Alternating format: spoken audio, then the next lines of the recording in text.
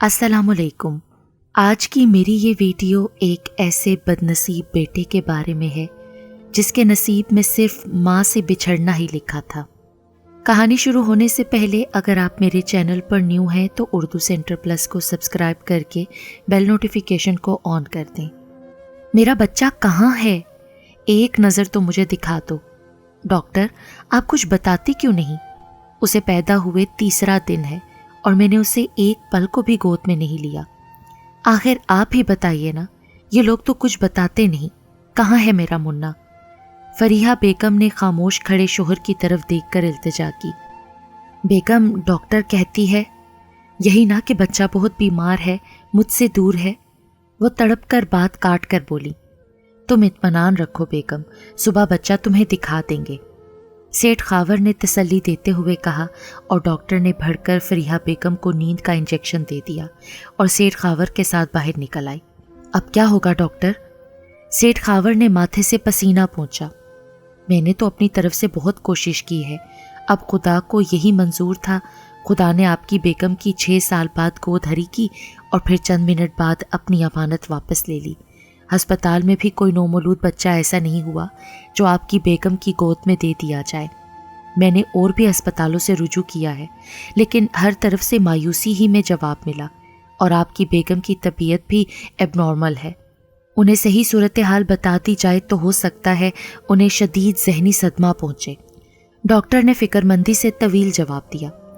मैं भी तमाम फलाही इदारों के चक्कर काट चुका हूँ, मगर कोई ऐसा बच्चा न मिल सका जो बेगम को मुतमईन कर सके। सेठ खावर बेबसी से बोले। लाखों में खेलने वाला सेठ खावर आज बेबस था। दुनिया की हर शय दौलत से खरीदने वाला दौलतमंद मायूसी से हथेलियां मलते रह गया। अचानक एक ख्याल उसके जहन में आया और वो दिल में अल्लाह का नाम लेकर मजदूर बस्ती की तरफ कार लेकर चल पड़ा। 4 साला बच्ची ने माँ का घुटना हिलाया। माँ ने मैले और जगह जगह से फटे हुए आंचल से आंसू पोंछकर बेबसी से बेटी के कमलाए हुए चेहरे को देखा। माँ, रोटी ला देना करीमन के घर से मांग कर। अब के माँ ने अपने 5 साला जिगर गोशे की तरफ देखा। माँ तू चुप क्यों है? मुझे रोटी चाहिए माँ। उसने माँ को झंझोर डाला। तू सो जा बेटे, मैं सुबह रोटी ले आऊंगी। नहीं माँ नहीं, मैंने कल से रोटी नहीं खाई, मुझे बहुत भूख लगी है। उसने कमीज का फटा हुआ दामन उठाकर सुकड़ा हुआ पेट माँ को दिखाया।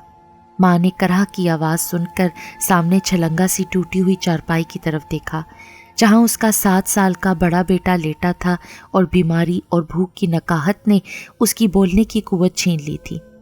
बस वो हसरत से माँ को देख रहा था।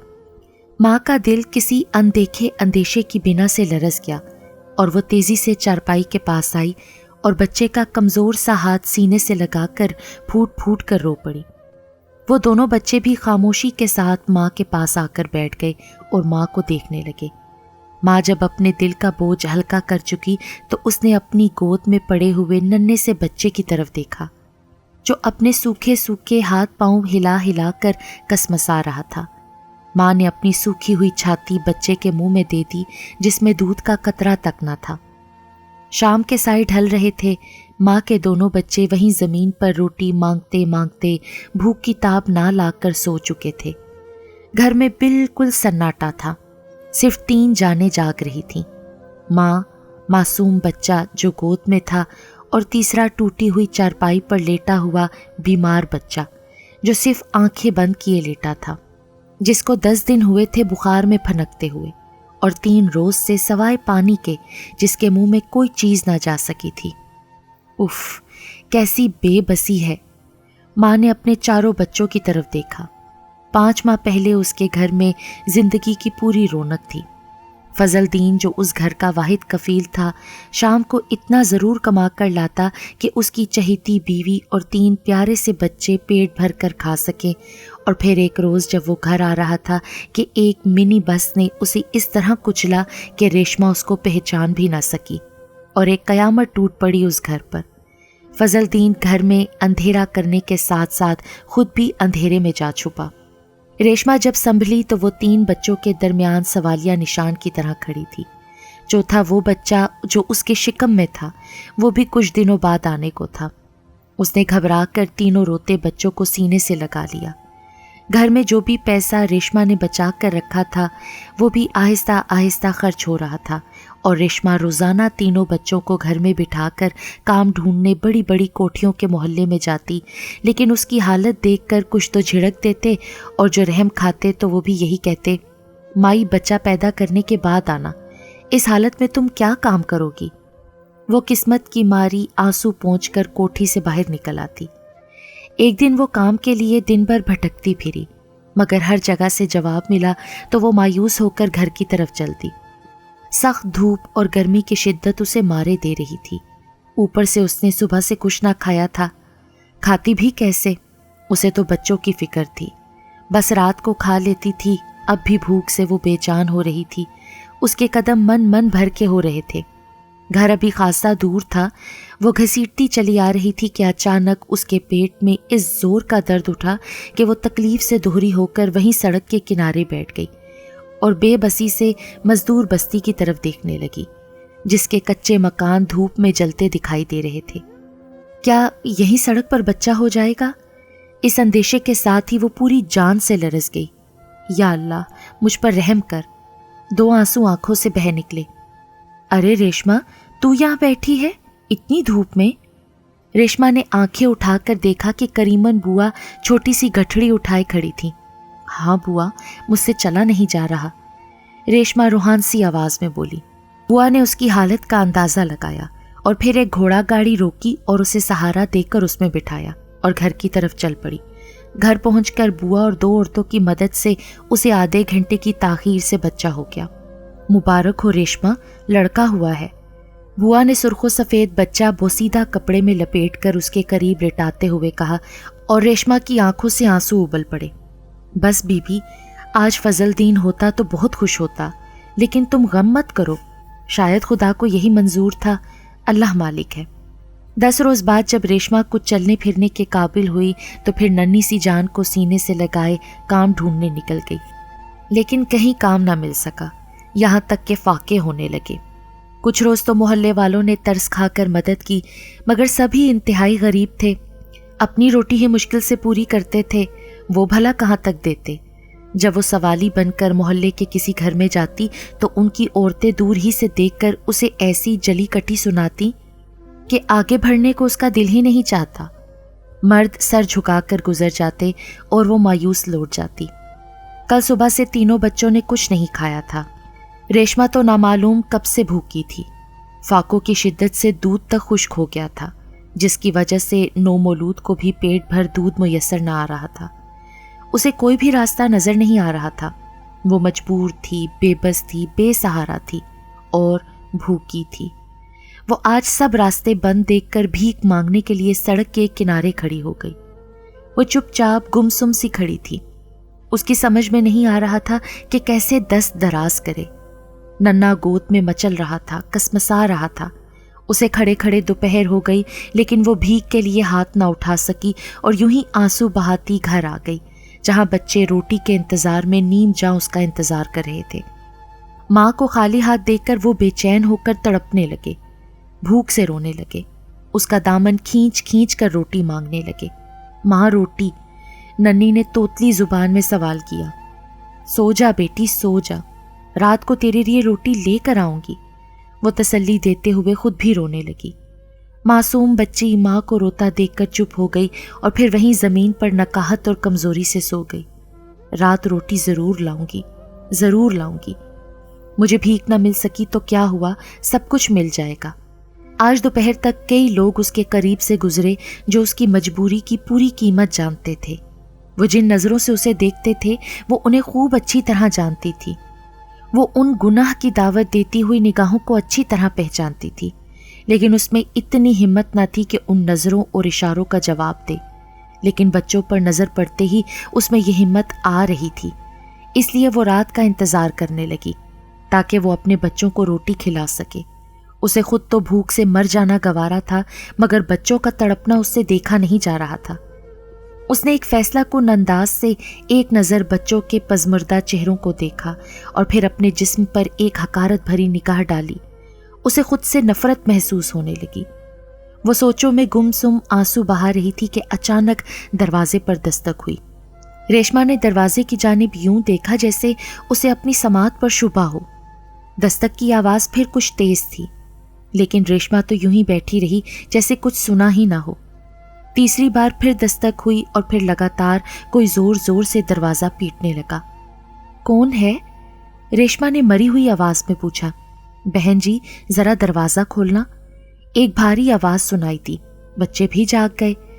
रेशमा ने उठकर कांपते हाथों से दरवाजा खोला। सामने एक उधेड़ उम्र आदमी खड़ा था, जिसके हाथ में ढेरों डबल रोटियां और बंद थे। साफ सुथरे और उजले कपड़े पहना वो शख्स चेहरे से बहुत अमीर आदमी लगता था। रेशमा को लगा जैसे रहमत का कोई फरिश्ता दरवाजे पर खड़ा हो। घबराइए मत बहन जी, मैं किसी काम से इस बस्ती में आया था। यहाँ से गुजरते हुए बच्चों और आपकी गुफ्तगू सुनकर मेरा दिल लरस गया।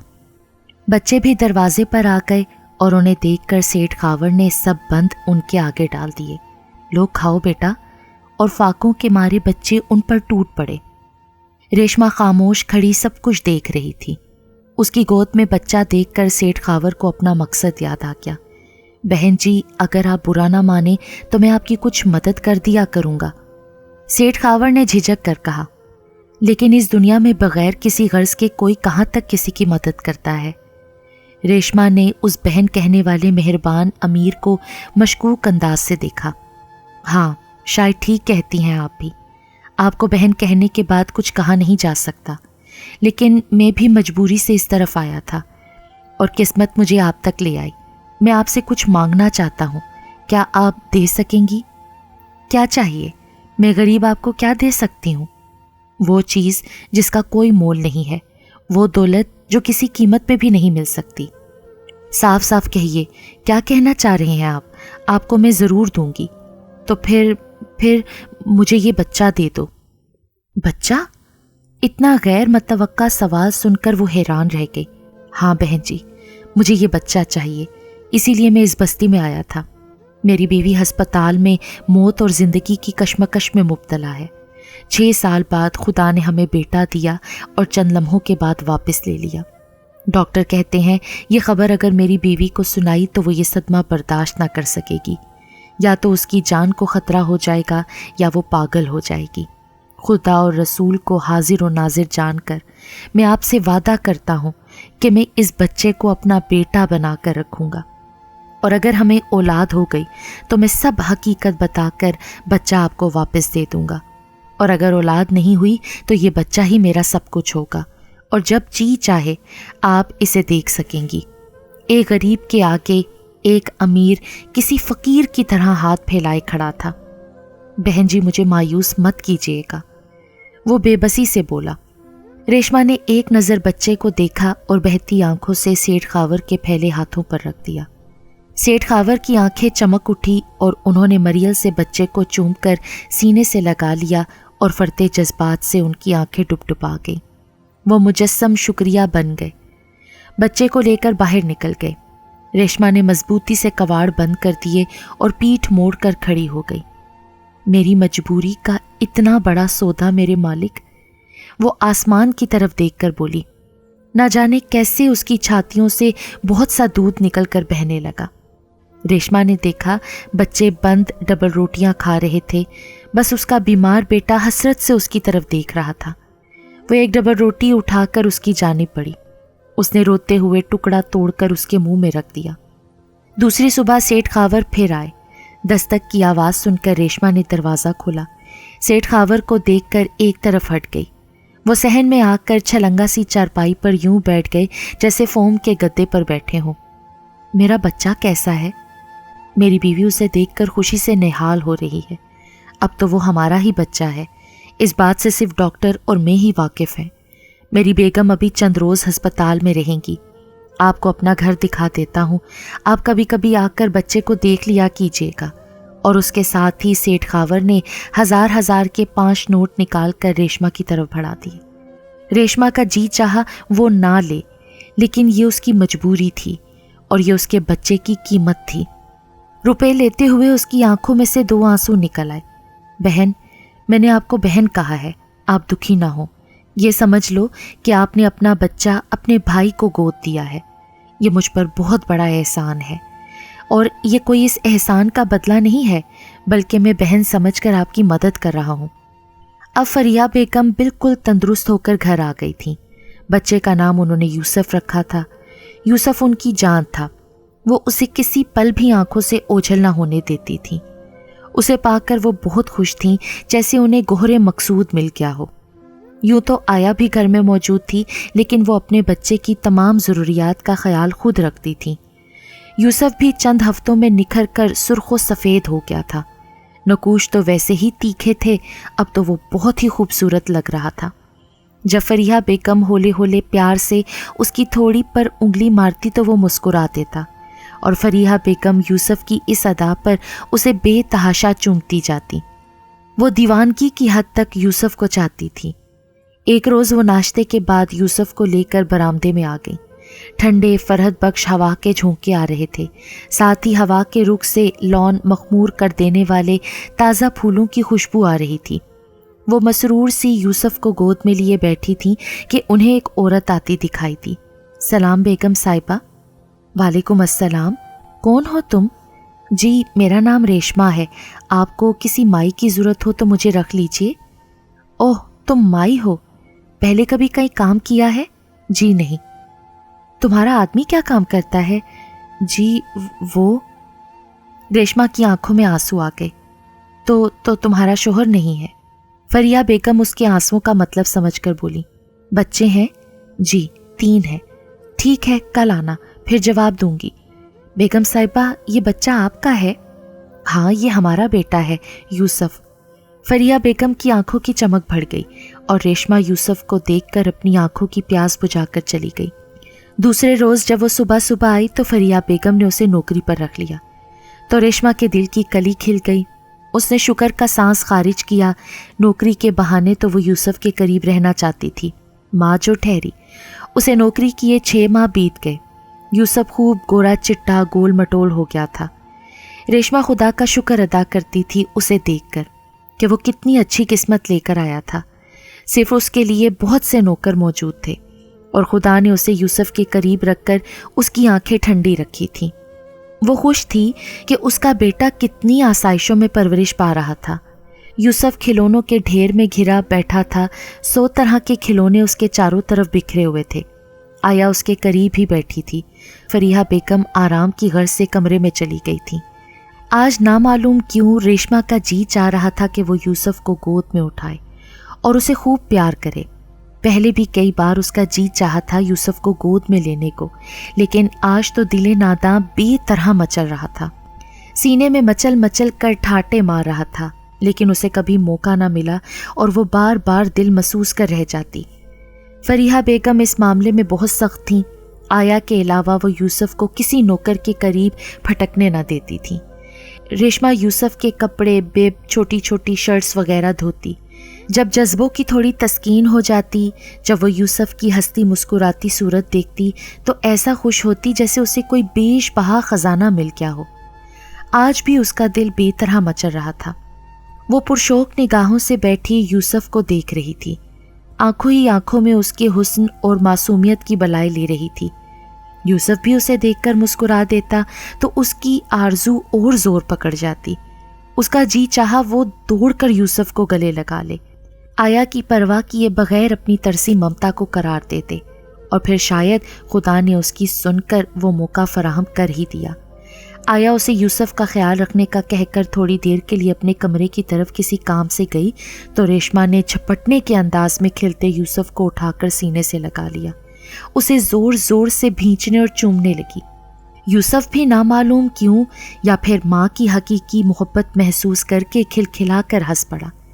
اس لمحے ریشما کا جی چاہا یوسف کو لے کر بھاگ جائے، دور، بہت دور، جہاں کوئی بھی یوسف کو اس سے دور نہ کر سکے، جہاں وہ یوسف کو سینے سے لگائے تو کوئی اسے علیحدہ نہ کر سکے۔ وہ یوسف کو گود میں لیے بے طرح چومتے ہوئے سوچ رہی تھی، اور اسی لمحے فریحہ بیگم اپنے کمرے سے باہر آئیں اور چند لمحے وہ ریشما کی وارفتگی دیکھتی رہیں، پھر آگ بگولا ہو کر قہر آلود نظروں سے اسے دیکھتے ہوئے قریب آ گئیں۔ ریشما! ان کی پرغضب آواز سن کر اور سر پر موجود پا کر ریشما کانپ گئی۔ یوسف کو لیے ہوئے ہاتھ لرز گئے۔ انہوں نے ریشما کو خوب ڈانٹا، آیا پر بھی خوب برسیں اور ریشما کو تو کھڑے کھڑے تنخواہ کے پیسے تھما کر باہر نکلوا دیا۔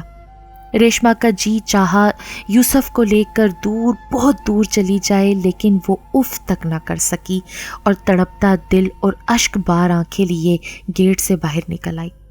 ہاتھوں میں تھامے نوٹوں کو دیکھ کر بولی، میں نے انہی نوٹوں کے بدلے اپنا بچہ بیچا ہے، سارا قصور میرا ہی ہے، میں ماں نہیں ہوں، میں نے اپنی اولاد بیچی ہے۔ اور ایک جنونی کیفیت میں اس نے سارے نوٹ پرزا پرزا کر دیے۔ اب جب شام کو آیا ہوا خوری کے لیے یوسف کو باہر بچوں کی گاڑی میں بٹھائے باہر لاتی تو ریشما دور سے یوسف کو دیکھتی اور آنسو پونچھتی ہوئی واپس لوٹ جاتی۔ ریشما کے دن اچھے گزرنے لگے تھے۔ وہ ایک محنتی عورت تھی، اس نے سلائی کڑھائی سیکھ کر مشین خرید لی تھی اور اب گھر میں ہی بیٹھ کر رعایت کے ساتھ کپڑے سینے لگی۔ مزدور بستی کے تقریباً ہر گھر سے کپڑے سلنے آتے تھے۔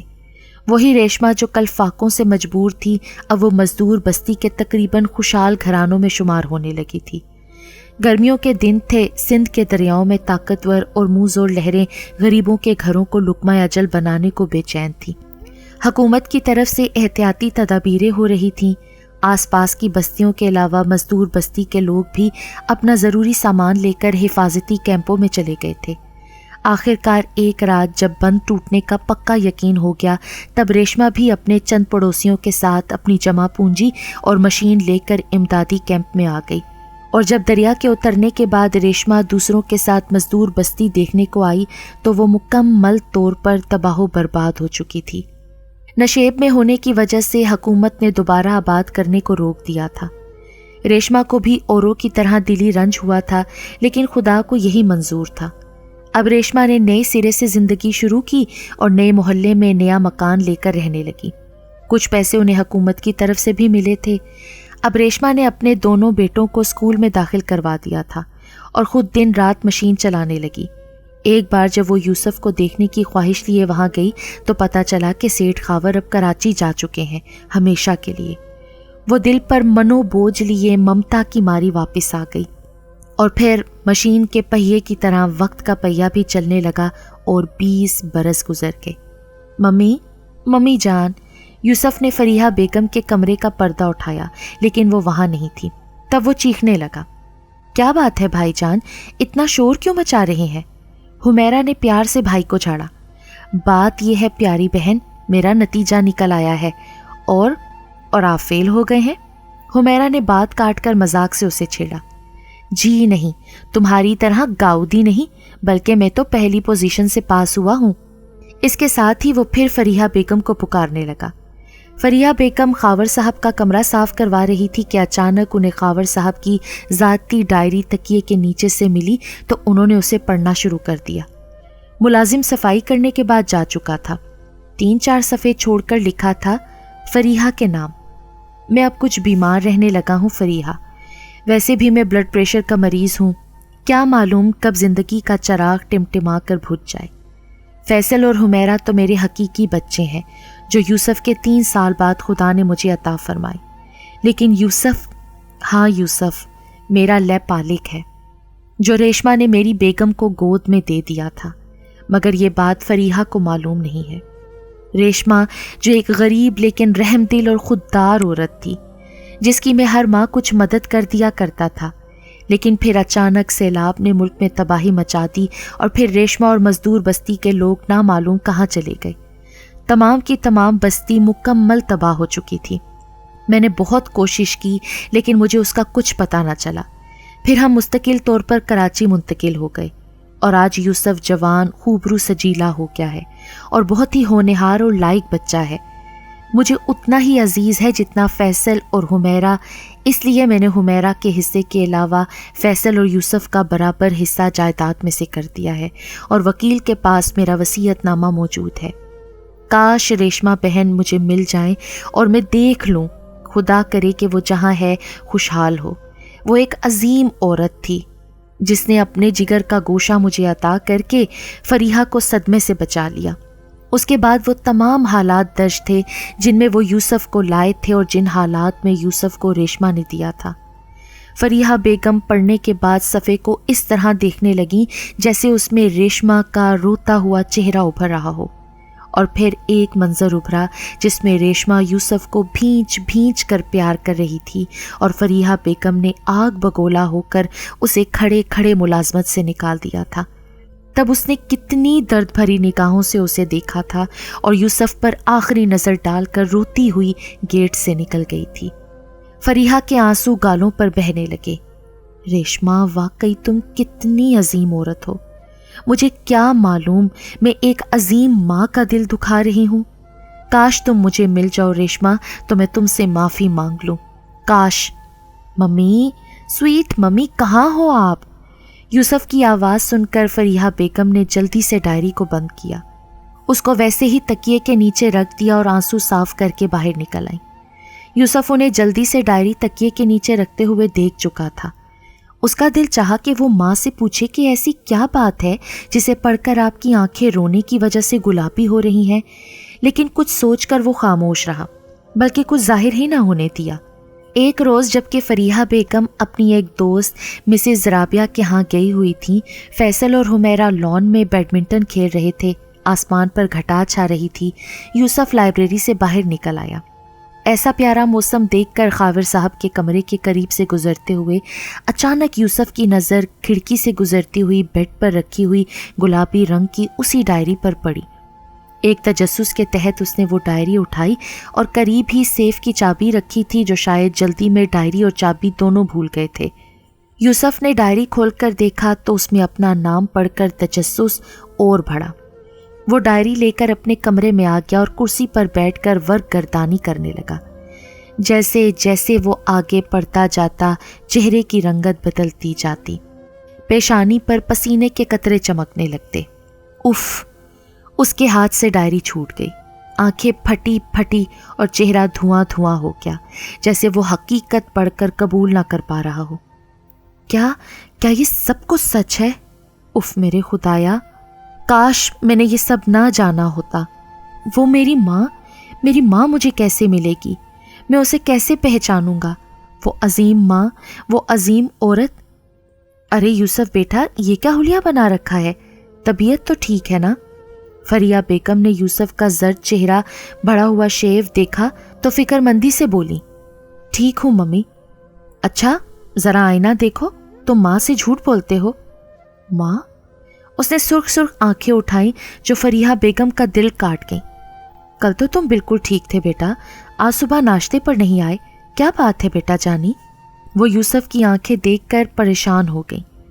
ممی، میں کچھ دنوں کے لیے باہر جا رہا ہوں، میرا دل یہاں بہت گھبرا رہا ہے ممی۔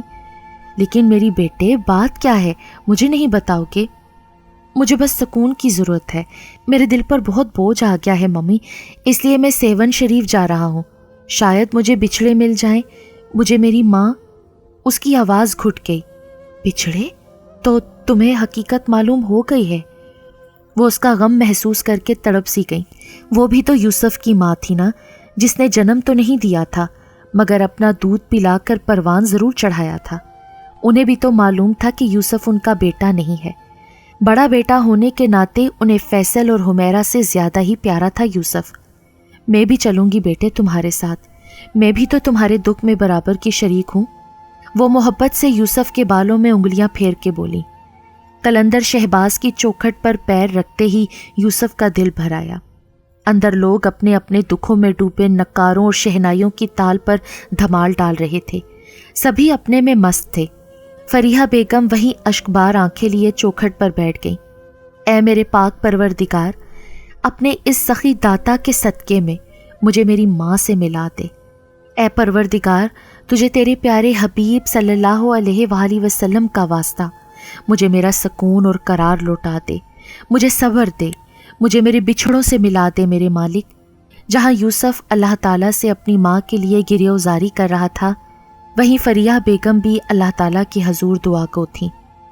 اے اللہ، ایک بار مجھے اس عظیم ماں، اس عظیم عورت کو دکھا دے، صرف ایک بار۔ وہ دونوں جالی پکڑے ہوئے جھکے ہوئے تھے۔ کیا آپ کا نام پوچھ سکتا ہوں؟ یوسف کا نام پوچھنے والا ایک نوجوان تھا۔ مجھے یوسف کہتے ہیں۔ یوسف؟ اور آپ کے والد کا نام؟ فضل دین۔ فریحہ بیگم بھی متوجہ ہو چکی تھیں اور غور غور سے اس بوڑھی عورت کو دیکھنے لگی تھیں جو یک ٹک یوسف کو گھور رہی تھی۔ ریشما! وہ اس عورت کو دیکھ کر چیخ پڑی، اور وہ بوڑھی عورت جسے غم اور زمانے کی گردشوں نے وقت سے پہلے بوڑھا اور ضعیف کر دیا تھا، وہ فریحہ بیگم اور یوسف کو دیکھ رہی تھی۔ پھر فریحہ اس کانپتے وجود کے ساتھ لپٹ گئی۔ میرا بیٹا کہاں ہے بیگم صاحبہ؟ وہ پتے کی طرح کانپ رہی تھی۔ یہ ہے تمہارا بیٹا۔ فریحہ بیگم نے یوسف کا ہاتھ پکڑ کر اس کی ماں ریشما کے ہاتھ میں دے دیا۔ بیٹا میرا بچہ، میرا لال، میرے دل کا ٹکڑا۔ وہ بری طرح سے یوسف کا چہرہ اپنے ہاتھ میں تھامے اسے بے تحاشا چوم رہی تھی۔ میرے لال، میرے بچے، میری جان۔ وہ تو پاگل ہوئے جا رہی تھی۔ میرے سینے سے لگ جا، میری تڑپتی ممتا کو تو قرار ملے۔ میرے بچے آ۔ یوسف نے اپنی ماں کے سینے سے لگ کر اطمینان سے آنکھیں موند لیں۔ کتنی عجیب کیفیت تھی جو بیان سے باہر تھی۔ تیرا شکر ہے میرے پروردگار، میرے مالک، کہ تو نے میری آخری سانس میں مجھے میرا لال ملا دیا۔ وہ فرتے جذبات سے یوسف کو لیے ہوئے جالی پر جھک گئیں۔ ایسا شکر کا سجدہ کیا کہ پھر نہ اٹھ سکیں۔ اسے اپنی منزل مقصود مل چکی تھی۔ اس کے چہرے پر کیا سکون، کیا طمانینت تھی۔ اس کا انتظار ختم ہو گیا تھا۔ وہ اپنی منزل پر پہنچ چکی تھی۔ کیسی عجیب بات تھی۔ ریشما کو منزل مل گئی، اور جب یوسف منزل پر پہنچا تو منزل ہی بچھڑ گئی۔ ماں، میری ماں! یوسف اپنی ماں کے پیروں پر گر گیا اور اس کے پیروں کو بے تحاشا چوم چوم کر رونے لگا، اور ساتھ ہی گریہ زاری کرنے لگا کہ وہ کیسا بدنصیب بیٹا ہے جس کے نصیب میں صرف ماں سے بچھڑنا ہی لکھا تھا۔